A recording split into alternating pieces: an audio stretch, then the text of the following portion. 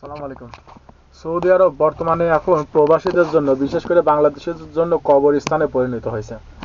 এই কবরস্থান পরিণত হওয়ার জন্য আমরা বাঙালিরাই দায়ী। কেন কবরস্থানে পরিণত হয়েছে সেটা বলি। বাংলাদেশে ভিসা নীতিতে একটা বিশাল বড় দুর্নীতি। কারণ সরকারের নীতি নির্ধারকরা নীতি নির্ধারণ করে দিলেও এজেন্সি, দালাল চক্র এটাকে মানে না। এটা কখনোই তারা মানে না। তারা তাদের নিজস্ব মতন করে, তারা তাদের সিস্টেম মতন করে মানে ভিসাগুলোকে বেচে। আর দ্বিতীয়ত আরও যে সমস্যাগুলো আছে সেগুলো হচ্ছে আপনার অনেক বড় সিন্ডিকেট। 2021 সালে 2021 সালের অর্থ বছরে সৌদি আরব থেকে সম্ভবত প্রায় 572 কোটি মার্কিন ডলার শুধু রেমিটেন্স গেছিল, যা এখন বর্তমানে সৌদি আরব থেকে রেমিটেন্স যাওয়া মানে একটা স্বপ্ন যদি বলি, বাংলাদেশের ব্যাংকে বা ইসের জন্য একটা বিশাল বড় এখন স্বপ্ন। এটার কারণটা কি? এটার কারণটা হচ্ছে বর্তমানে ভিসা নীতিটা ভালো নাই। টিকিটেতে বিশাল বড় একটা সিন্ডিকেট। কিছুদিন আগেও বাংলাদেশ থেকে ঘোষণা দিয়েছিল যে টিকিটের দাম থাকবে অনেকটা কম। অনেকটা কম কিরকম? টিকিটের দাম হবে আপনার, একটা টিকিটের দাম হবে 40 থেকে 45,000 বা 55,000 টাকার ভিতরে থাকবে। এখন পর্যন্ত, আজকে হচ্ছে আপনার 21শে ফেব্রুয়ারি, এখন পর্যন্ত একটা বাংলাদেশের বিমানের টিকিটের দাম এখন পর্যন্ত প্রায় 1 লক্ষ টাকার কাছাকাছি। তাইলে কোথায় আপনার নীতি হইলো, কোথায় আপনার নির্ধারণ হইলো নীতি?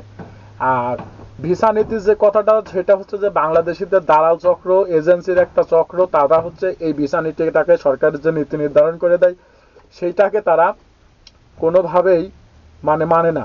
না মানার জন্য অতিরিক্ত ব্যয়টা কিন্তু আমাদের মতন প্রবাসীদের ঘাড়ের উপরে আসে। আর বর্তমানে সৌদি আরবে আকামাটা একটা স্বপ্ন।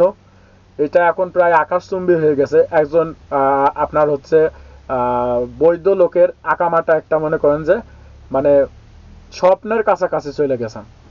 তো যার জন্য এটা এখন অনেকটা বড় একটা সমস্যা।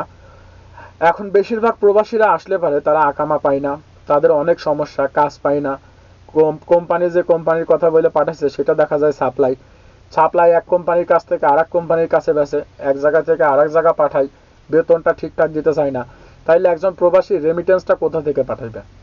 তো বর্তমানে এই সব কিছু মিলাইয়ে এখন সৌদি আরব প্রবাসীদের জন্য একটা কবরস্থানে পরিণত হয়েছে।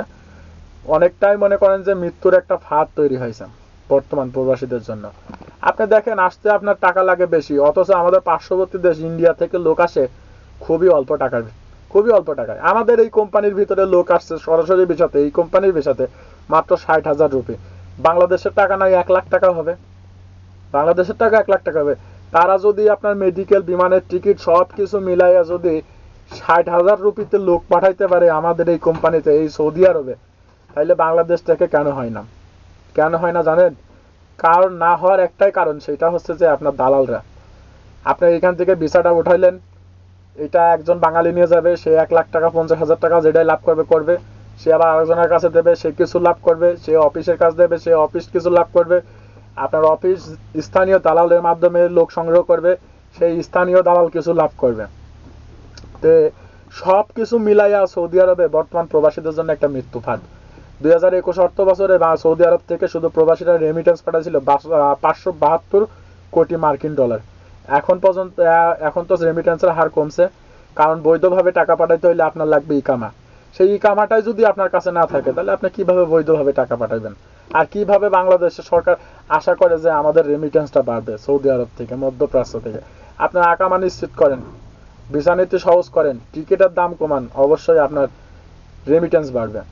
তাই যারা আসতেছেন বর্তমানে একটু ভাইবে চিনতে আসেন। বর্তমান কিন্তু সৌদি আরব একটা মৃত্যুর কবরস্থানের সাথে তুলনা করলেও কিন্তু ভুল হয় না। বর্তমানে বর্তমানে সৌদি আরবের যে পরিবেশ, তাতে কবরস্থানের সাথে তুলনা করলে পারে মানে ভুল হয় না। আর এই সমস্ত সব কিছুর পিছনেই আছে দালাল চক্র। বাংলাদেশেও যেমন দালাল চক্র আছে, সৌদি আরবেও দালাল চক্র আছে। তারা ওইখান থেকে এখানে নিয়ে আসার পরে এইখানেও বিভিন্ন জায়গায় বেচে লোক, বিভিন্ন সাপ্লাই কোম্পানিতে উঠাই দেয়। আপনার রক্ত ঝরানো টাকা, আপনার ঘাম ঝরানো টাকার একটা বড় অংশ, পার্সেন্টেজ তারা খাইয়ে যায় প্রতি মাসের বেতনে। অথচ আপনি সারা মাস পরিশ্রম করার পরে আপনি পান মনে করেন যে খুবই সামান্য নামমাত্র অর্থ। যে টাকা আপনি খরচ করে আসছেন সেই টাকা উঠতে উঠতে আপনার চলে যায় 2 বছর 2.5 বছর। তাইলে আপনি বিদেশ আর কতদিন করবেন? অনেকেই চলে আসে, দক্ষ অদক্ষ কর্মী সবই আসে। প্রতিদিন বাংলাদেশে ভিসা স্টাম্পিং হয় 2000, এভারেজে প্রতিদিন বাংলাদেশে ভিসা স্টাম্পিং হয় 2000 সৌদি দূতাবাসে।